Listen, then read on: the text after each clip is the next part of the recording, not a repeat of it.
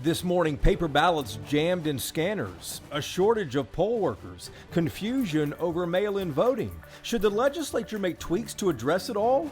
We will ask the Secretary of State, John Scott, in a moment. It's Ken Paxton versus George P. Bush in the Republican race for Texas Attorney General. After a brutal primary, can George P. Bush consolidate support behind him? One of the questions we will ask. President Biden making a trip to Texas on Tuesday. We'll look at what he hopes to achieve when he visits Fort Worth. And Ukraine has united Texas Democrats and Republicans, joining together to pull out state investments from Russia. But how much money and from what? State Rep. Rafael Anchia, leading the bipartisan effort, is on our program. Inside Texas Politics with Jason Whiteley starts now. Good Sunday morning to our viewers across the state. What a week in politics. Let's start this Sunday morning with some of the stories that we will be watching to develop. Congressman Van Taylor has 10 days to take his name off the ballot for the May runoff. Taylor admitted to an extramarital affair and dropped his re-election campaign last week. He's a Republican who represents Collin and Hunt counties in North Texas. Judge Keith Self made the runoff with Taylor, and it is believed that Self will now advance to the November general election alone. Another current Texas congressman is fighting for his political survival. Henry Cuellar there is a Democrat who has represented South Texas for 18 years. Tuesday, though, Cuellar was forced into a runoff with Jessica Cisneros. She says that he's too conservative for a Democrat, and AOC even campaigned for Cisneros, you can see. This race could reveal whether South Texas Democrats are becoming more liberal. And despite changes to voting laws and confusion over mail-in ballots, voter turnout was significantly higher for Tuesday's midterm primary than the last one 4 years ago. Almost 3 million Texans voted last week. That's 17% of the registered voters in the state, about 500,000 more than voted in 2018's primary. Let's start with the biggest race in the state right now, the Republican runoff for Texas Attorney General. It's Ken Paxton versus George P. Bush, and Bush is behind. But this could still go either way in the May 24th runoff. We invited Paxton to join us this morning, but have not heard back from his campaign. George P. Bush did accept our invite and took questions from my colleague, Chris Lawrence. I want to get your take on the results and where you go in such a short amount of time, less than 90 days, to close that gap with Mr. Paxton. Well, the basic math is this, that if we get a preponderance of Louie supporters and Eva supporters and bring our people back out to the polls, we win this thing. Close to 60% of Republicans chose to go in a different path when they saw the incumbent on that ballot. And that's only happened once in the last 50 years of modern day Texas history in politics, and it didn't turn out so well for the incumbent. And when you look at that same time period, 88% of the time, the person who comes in second place in a runoff goes on to win it against the incumbent. So we like the odds of Texas state history that are on our side. You know, you mentioned Eva Guzman. Your attack ads went after her very pointedly. How do you breach that divide in such a short amount of time to win over her supporters? Well, I've reached out to her personally. I commend her for the great race that she ran. In the rough and tumble of Texas politics, sometimes there's going to be contrasts. And so I pointed that out on the issues and on my record. But moving forward, you know, there's a greater cause, honestly. And I gave all glory to God last night. This is not about me. This is about unseating the most, arguably the most corrupt public official since we've had since the Sharpstown scandal of the 1970s. Speaking to Eva Guzman, 5 days before the primary, you called her a gutter politician. That doesn't seem like something you could heal with a quick phone call. Well, she attacked my wife. She attacked my family. She distorted my record. And I pointed that out in a debate, and the people of Texas chose to put me in there in the runoff against Ken Paxton. Look, Texas politics can be rough and tumble. And I've already reached out to her. I suspect that we'll have a good discussion about the need to work together, along with Louie Gohmert for that matter. And Louie was a great patriot and offered some great ideas along with Eva. And so I know that their supporters have made the ultimate decision to go away from an indicted felon. And that's ultimately my message. It's not about me. I may not be the the number one choice, but at least I'm a steady hand. I'm above reproach. I'm going to focus on mainstream conservative values. I'm going to be effective, and I'm going to desire to work every single day on behalf of the people of Texas, unlike what we're getting right now with less than job performance because of legal challenges. The Texas Department of Family and Protective Services has started investigating Texas parents of adolescents who are seeking gender-affirming care for their transgender children, following, of course, Governor Abbott's directive. Is that something you would pursue as Attorney General? Absolutely. And I take it a step further that we should stop all minors from pursuing that modification process in Texas. Look, Ken Paxton has accepted close to $300,000 from 2 political action committees that underwrite this ghastly practice in our state. And yet he drafted an advisory opinion about a week before this primary day. So once again, a politically calculated advisory opinion, but still has not answered the tough question as to why he won't return the money from the 2 political action committees that have supported him and support gender modification in Texas. Ultimately, what sort of punishment would be appropriate for parents who are found to violate this directive? We would look at statute under the child neglect or child abuse statutes that are on the books under criminal law, and refer to on a concurrent jurisdictional basis with county DAs in the relevant area of jurisdiction for which a claim would come. Texas Land Commissioner George P. Bush. Mr. Bush, thank you very much for your time. Anytime, let's do it again. Let's zoom out on this race just for a moment. Paxton got double the amount of votes that George P. Bush received last Tuesday. The question is, can Bush make that up? Can he get Eva Guzman and Louie Gohmert to join him now, or is Trump's endorsement of Paxton going to be too much for Bush to overcome? Let's ask Ross Ramsey, the co-founder and executive editor of the Texas Tribune in Austin. Ross, good to see you again. Trump endorsed Paxton. Bush wants him to reconsider. This really is shaping up to be a test of the former president's influence here. It really is. You know, the latest polling from the University of Texas has Trump popular with 80% of Texas Republicans.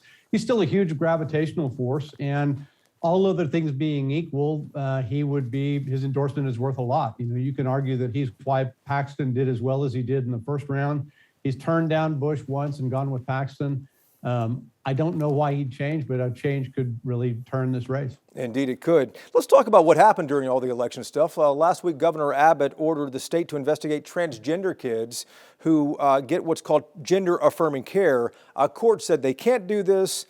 How much is this going to be an issue as Abbott maybe tries to go back to the middle as we approach November? Well, the governor's trying to call the transition surgery and medicine child abuse and trying to push something, out as illegal that's not actually illegal under Texas law. And that's why the court stopped him. It's a culture war issue, and it's a big turn in Abbott's tack during this campaign. I don't know that it'll play all the way into the general election, but it's interesting to me that this didn't come up stronger before the Republican primary that it's coming up now. It is certainly part of the culture war. Ross, back to you in a moment. Thank you. Coming up, despite changes to voting laws and confusion over mail-in ballots, turnout last Tuesday was higher than expected. Texas Secretary of State John Scott with a message to those who are skeptical of how elections are run. And Ukraine has united Texas Democrats and Texas Republicans. State Rep Rafael Anchia leading a bipartisan push in the state house to punish Russia. He's up next when Inside Texas Politics returns.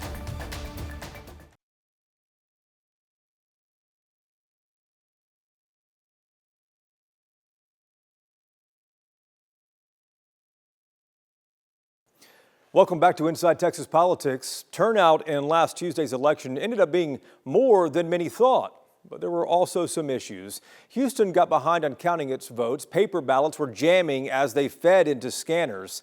Tarrant County had a shortage of poll workers, and there was confusion everywhere over the mail-in ballots. So what needs to happen before November? Those are among the questions we had for Texas Secretary of State John Scott. Mr. Secretary, welcome back to the program. We watched what happened with ballots in Harris County. I remember something similar happening in Tarrant County in 2020 as well. What needs to happen to prevent these problems from continuing this November? Well, we don't want to do anything that overcorrects, because we don't want to lose sight that 253 counties in this most recent election were able to do their election, get their returns done in the AM of the morning after the election was over. I think we need to look at how many ballots can be stuck into a scanner, because I think that was an issue in the counties that had two different ballots that the voter had to use in their machine. So I think having technology changes so that the voter is only dealing with one piece of paper is a fix that needs to take place. And Harris County specifically had, I think, 2 sheets of paper, the largest ballot in the state with so many offices down there. Is that what you're referring to as far as narrowing everything down to a single sheet? Jason, that's right. But they weren't the only county. So Tarrant County also did it. And I don't think they encountered the same problems at the same magnitude that the folks in Harris County. And so that's what we're looking at to find out, was it a training issue in Harris County, or was it a mechanical issue, that is with the machines or not, that they encountered? Should the legislature change the law giving counties more than 24 hours after polls close to finish their count? I don't, from a personal standpoint, I don't think so. I think that counties, 253 of them were done literally over a day earlier than Harris County was under its court supervision that allowed it to finally finish its counting. So when you have one outlier, and in history, I've not able to find anyone at the Secretary of State's office that ever remembers this actually happening in the way it happened down in Harris County. I want to ask you about mail-in ballots too. We watched counties across the state, including Harris County, send back thousands of mail-in ballots because voters signed them, but they didn't comply with the new law and didn't add an identification number like the last 4 of their social security or their driver's license number. Do you have any idea yet how many of those were actually corrected by the voter and sent back in to be counted? So we don't yet. We'll know that after the votes are canvassed, but we're capturing that information. But what we'll find out, so we have a snapshot. There's a reconciliation page that each county is required to post at the conclusion of that counting. There's also another one that'll take place after their official results have been canvassed. And so those two will show what that number is. So everybody will be able to find out essentially at the same time. Mr. Secretary, this was the first big election after the voting laws were amended by the legislature. How did this one go? It appears to have gone swimmingly. We're just short of 3 million people who voted in this election. That's an increase from the 2018 primary of almost 20%, which is an incredible increase in numbers, an incredible increase in participation. So from that aspect, we're excited, because that's one of the things we hope for, is more Texans taking the time to go cast their ballot. We saw a shortage of poll workers in some counties. The parties recruited folks, but some of those folks who were supposed to work the polls were just simply no-shows. How in the world can that be avoided in November when you expect much higher turnout? So I think there has to be a huge recruitment process that goes on by each of the counties. And I think that's something we're going to actively engage in with the counties, and would start right now. To those viewers out there that have issues about voter integrity or election integrity, those viewers that have issues about voter access, I encourage each of those folks to volunteer, become a poll worker in your county.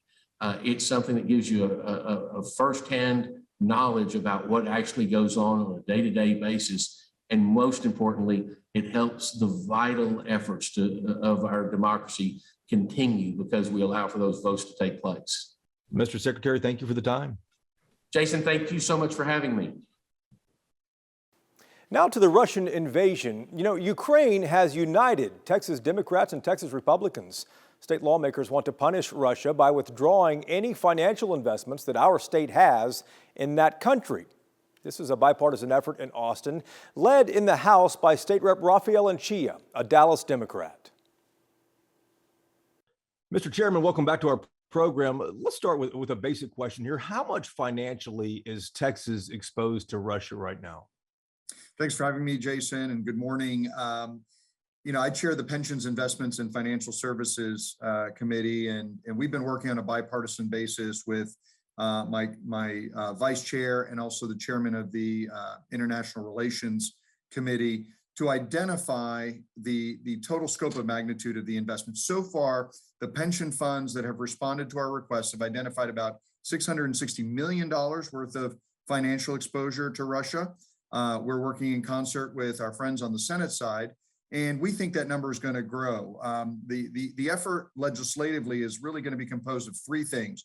One, legislation to divest, modeled on our bills that we passed related to Iran and Sudan.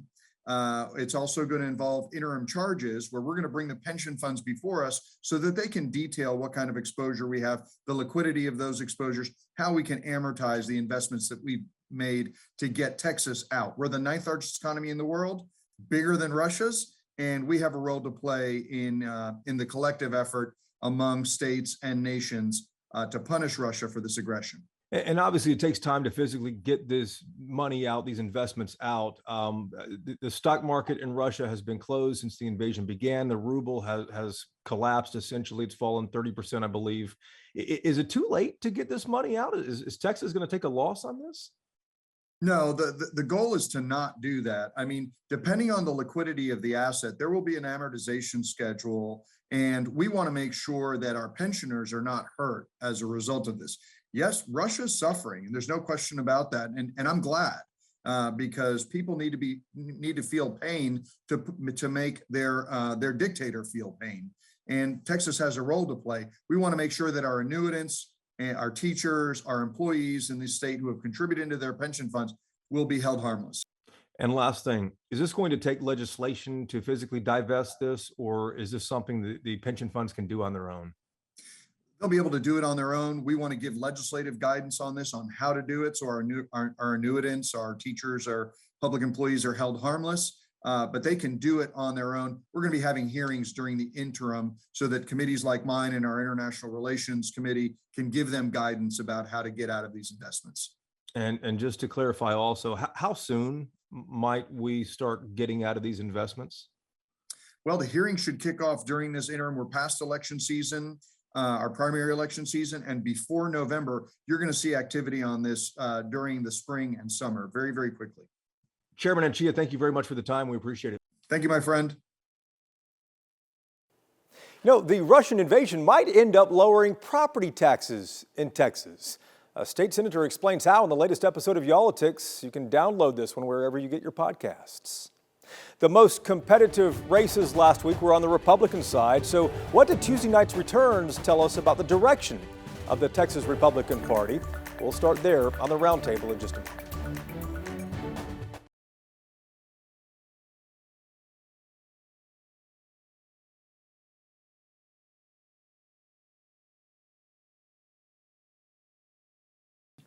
Time now for Reporters Roundtable to put the headlines in perspective. Ross Ramsey is back with us from the Texas Tribune in Austin. Ellie Dearman is in for Bud Kennedy this week from the Fort Worth Star-Telegram. And joining us for this segment always, Bernadine Steptoe, the political producer at WFAA in Dallas. Ross, let's start with you and the Tuesday election. All the big races were on the Republican side. Judging by the winners, what does that tell us about the future direction of the Texas GOP?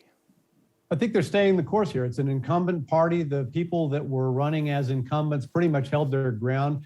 The leadership did well. Dade Phelan, the House Speaker, Lieutenant Governor Dan Patrick, and Greg Abbott backed particular candidates, and their candidates generally won. So it's kind of a status quo election for them. And Ellie, in Tarrant County, we saw one of the biggest surprises. That was Tim O'Hare defeating Betsy Price. Tim O'Hare farther to the right than Betsy Price is. They're both on the Republican side. What's the takeaway from that?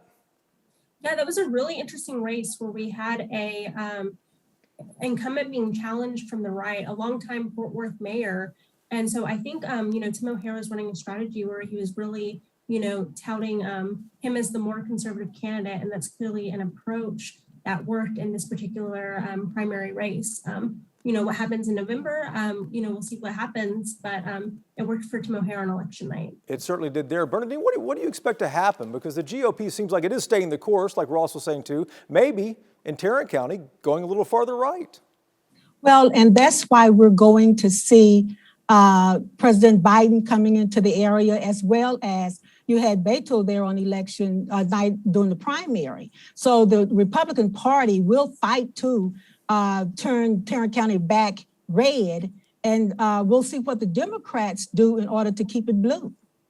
Ellie, I want to ask you about Fort Worth in the headlines again. On Tuesday, President Biden is going to Fort Worth for a veterans event. We don't know a lot now about the event, but the significance of this, him going to a county that Beto O'Rourke was in last Tuesday. Yeah, I think it's something that's definitely getting the attention of the local Democratic Party. Obviously, we don't have a lot of details like what you said for the actual event, what his itinerary is going to be, if there's going to be any political events while he's in town in addition to his White House event, where he's going to be talking about veteran issues, particularly his unity agenda that he announced during the State of the Union speech. So there's still a lot of details that we're waiting to see, but it's definitely something, that is getting the attention of the local Democratic Party, I believe. And Bernadine, judging by his poll numbers, the president's poll numbers, I suspect that Democrats will not be lining up to greet him when he arrives. They might not be, but they should keep in mind that he is the head of their party.